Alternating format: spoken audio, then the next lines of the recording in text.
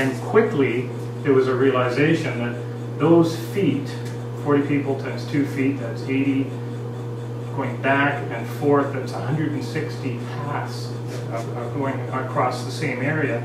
All it takes is 50 passes to kill the plants on the dunes. So once that information was sort of planted together, no pun intended, with the occurrence of those buses, they realized we can't have 400 pathways. That's going to blow up the dune. The dune's not going to be stable. It's going to start building up on the road and then eventually on the cottages inland.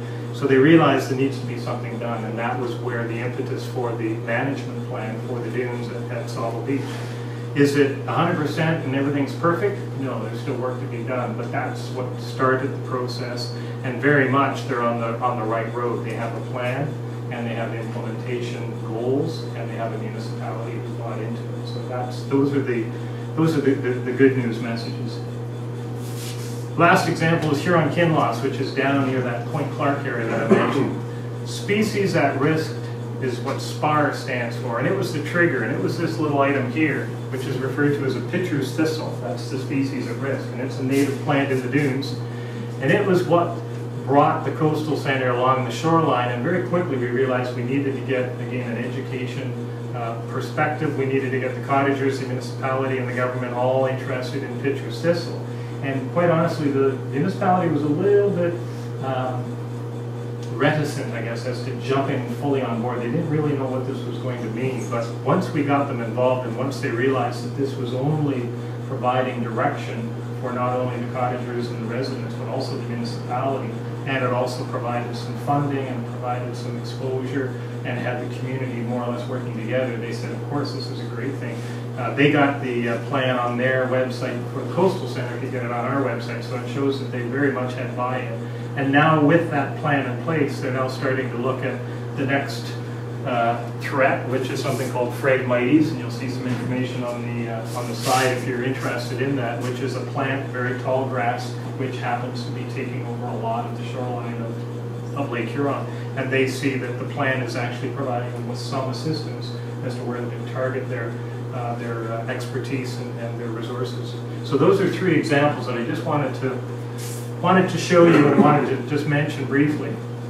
What's happening to the coast, this is something that I just wanted to pose, that it's very much human activities that are sometimes going beyond the capacity of our coastal ecosystem, and that the foot traffic across the dune is a good example. We are finding habitat loss, which is partly due to that human activity. We are finding things about water quality that are discouraging, but we do need to keep working on that. And certainly a lot of it, as I showed you that photo of the bathymetry or the lake depths, it is all interrelated to coastal processes. Intensification of land use, and I guess agriculture is certainly one of them, but also lakeshore development. The more we interact with the shoreline on a full-time basis, that's obviously having impacts. And the other thing I call it is urban values on the coast. And when I say urban values, I'm really meaning expectations. Here's an example. I showed it last year, so those people that were at the presentation last year. This is in Grand Bend, and this is a landowner who is hell-bent on getting grass growing, turf grass, on his chunk of sand, knowing full well that the sand, water just percolates right through. It's very hard to hold sand. You need to bring in topsoil and clay and different things. And you need to continue to irrigate it in order to keep the grass green.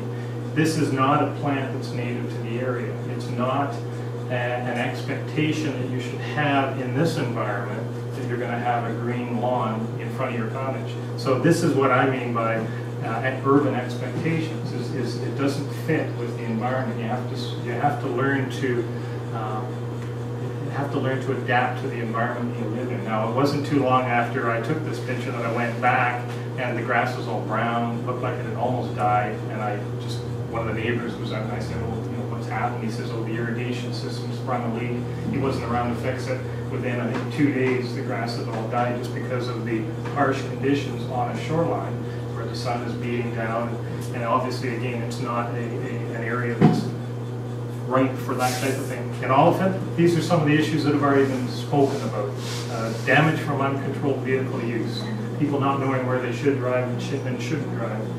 That's one thing that is already well documented. We know we have some endangered species, the piping plover we've already mentioned. We know we've got some rare plants and animals, which is part of our accumulation of inventories and data. And we know that we have some very, very special wetlands, being the fens, that do provide water quality protection. So that's part of the reason why we need to start thinking about a management plan and fitting the pieces of the puzzle together. So in summary, we're using a science-based approach, which, as I mentioned before, is the ADC approach. It is very much an educational thing. We are wanting to make sure that at the end of this process, most of the folks who live and recreate along the shoreline in Oliphant all have a similar understanding of some of the uniquenesses of the Oliphant area. Stewardship will obviously be part of this component. We all are stewards of a certain chunk of property. We say we own it. Well, do we own it? I'm not sure. When we die, we give it off to somebody else. We're stewards of it for a time period.